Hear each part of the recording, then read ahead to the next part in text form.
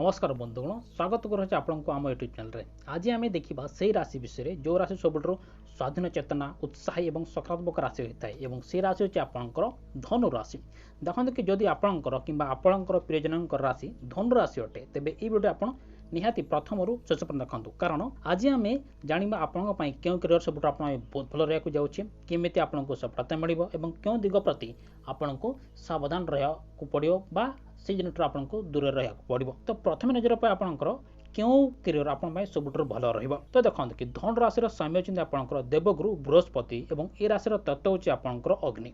तेणु धन राशि लोक मैंने बहुत साहसी ज्ञानी और नुआ जिन शिक्षक को बहुत भल पावा व्यक्ति विशेष होता है। आपण श्रेष्ठ करियर गुड़िक है प्रथम हूँ आप देखते कि शिक्षा और परामर्शदाता। देखते कि गुरु बृहस्पति प्रभाव थी आप जड़े श्रेष्ठ शिक्षक प्रोफेसर मोटिवेशनल स्पीकर किंबा उपदेष्टा हो पारे आपण ज्ञान अन्य मान को बाट देखाई पार।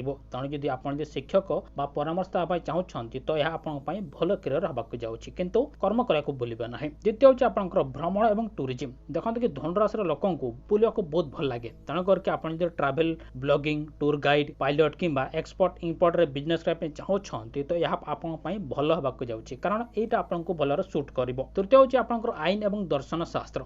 देखते कि सत्य और न्याय प्रति आपंकर विशेष दुर्बलता थाए तेणु वकिलाती किंबा दर्शन शास्त्र क्षेत्र में आप काम करने चाहते तो ये क्षेत्र में आप भल भाव काम करेंगे। शेष अच्छे आप क्रीड़ा और प्रशासन। देखते कि अग्नितत्व राशि हो आपंक भितर प्रचुर शक्ति थाए तेणु करके खेलकूद सेनाबाहिनी किंबा राजनीति क्षेत्र में आपको शीघ्र सफलता मिल पार। तेणु करके आप क्रीड़ा व प्रशासन में काम करेंगे निजर कैरियर तैयारी करेंगे। एवं प्रश्न उठुची ये क्षेत्र गुड़िक आप सफलता केमी हासिल करेंगे एमती कौन कले आपको जल्दी सफलता मिल।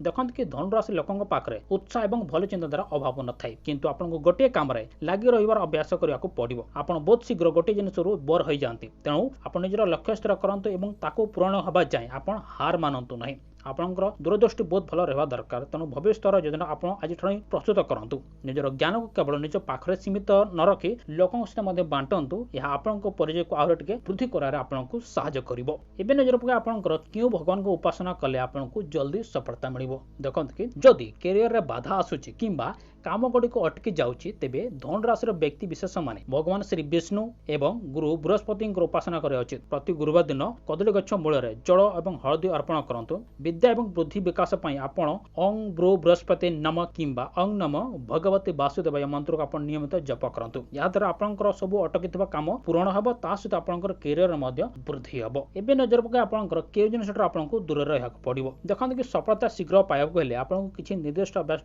दूरे रहा पड़ो तेबे जे आपको जल्दी सफलता मिल। प्रथम अच्छे कि अधारू काम छाड़ा। देखते कि नुआ काम आरंभ करने मात्रे आपंकर पुराणा काम को आप अधारू छाड़ी दिंतु ना आप पुराणा सहित नुआ काम को ध्यान देके करंतु। द्वितीय हूँ कि बिना भावी चिंती कहवा। देखते कि आप सत्य कहया बहुत भल पाते किंतु बेले बेले आपको सीधा सड़क कथा अन्य मान को कष्ट दे थाए तेणु करके जहाँ कहे देखी चाहे कहतु एवं जल्दी तुरंत प्रतिक्रिया दिंतु ना ना आपंकर जीवन टे दुख आनी पारे। तृतीय हूँ कि अत्यधिक आत्मविश्वास। देखते कि निज उपर विश्वास रखा बहुत भल किंतु अधिक आत्मविश्वास निज को लेकिन रखा सब खराब परिणाम दे थाए तेणु करके निज को ओवर कॉन्फिडेंस रखु ना।